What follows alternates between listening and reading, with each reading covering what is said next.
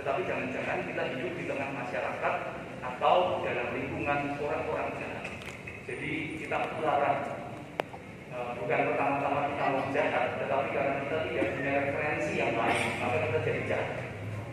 Maka kalau kita tahu, saya jahat karena orang-orang di sekitar saya jahat, maka bacaan pertama hari ini mengajak kita, kalau saya tahu bahwa orang di sekitar saya jahat, supaya saya tidak jahat, maka saya akan mengambil jaga, saya akan hati-hati. Itu bacaan pertama. Kalau ada orang jahat, maka kalau kita menemukan orang jahat, kok orang itu kelihatannya kejam ya, orang itu kerem ya, orang itu mengerikan, orang itu menakutkan. Bisa jadi bukan dia yang seperti itu sejak awalnya, tetapi mungkin sekitarnya. Atau kalau kita melihat anak-anak atau melihat saudari-saudara kita itu suka marah-marah, sedikit-sedikit mengeluh, sedikit-sedikit mengecam, sukanya mengatakan kata-kata yang negatif. Bisa jadi bukan sejak awal dianya demikian, tetapi bisa jadi lingkungan sekitarnya mengajarkan kepada dia untuk selalu punya kacamata yang negatif. Apapun dilihat kurangnya, apapun yang dilihat jeleknya, dan seterusnya. Itu dari bacaan pertama. Rupa-rupanya Bapak Ibu, para saudari-saudara, kita diajak untuk hati-hati dengan lingkungan di sekitar kita. Bisa jadi kita inginnya baik, tetapi karena sekitar kita jauh lebih kuat pengaruhnya, maka kita terseret. Tapi ini bisa dibalik.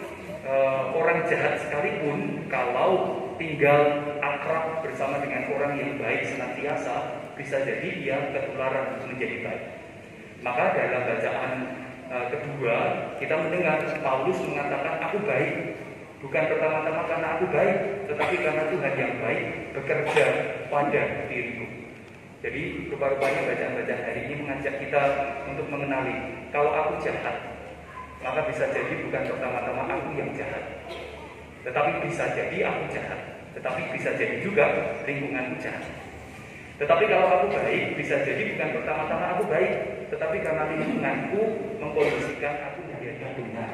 Supaya nanti jangan akhirnya kita merasa lah itu kan benar, tapi benarnya hanya separuh, seperempat, hanya sebagian, tetapi bukan kebenaran yang benar. Maka hati-hati dengan didengar, dibaca, atau dilihat. Tetap saya di beberapa kesempatan pertemuan di umat, entah di lingkungan dalam rekrut atau di luar rekrut, saya berkali-kali sudah mengatakan bahkan jangan begitu saja percaya pada orang yang mengaku bahwa dirinya uskup, yang mengatakan dirinya pastor, bruder, suster, frater. Jangan, kita perlu cross check informasinya. Setiap orang yang mengatakan perlu kita cross check supaya kita tidak menjadi orang yang katakanlah kalau dalam bacaan hari ini berdosa atau menyampaikan sesuatu yang salah sama sekali. Itu yang kedua. Lalu yang ketiga, dalam bacaan Injil para saudari dan saudara, mengapa kita bisa menjadi jahat? Mengapa kita bisa melakukan sesuatu yang keliru? Nah, sosok Petrus dalam bacaan hari ini menjadi jawaban yang ketiga. Kalau yang pertama tadi karena dipengaruhi oleh lingkungan, yang kedua karena belajarnya keliru, yang dibaca itu ternyata tidak benar. Lalu kalau yang ketiga, mengapa kita bisa melakukan yang jahat? Mengapa kita bisa melakukan yang keliru?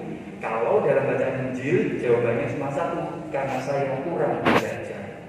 Mengapa? Karena kalau kita membaca riwayat Petrus, maka Petrus dianggap sebagai orang yang tidak terpelajar.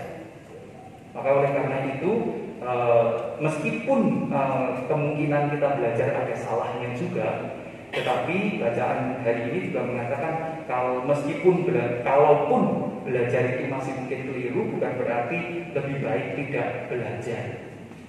Kita sudah kerap kali mendengar banyak membaca, banyak lupa. Tidak membaca, tidak ada yang lupa. Kalau begitu tidak perlu membaca saja.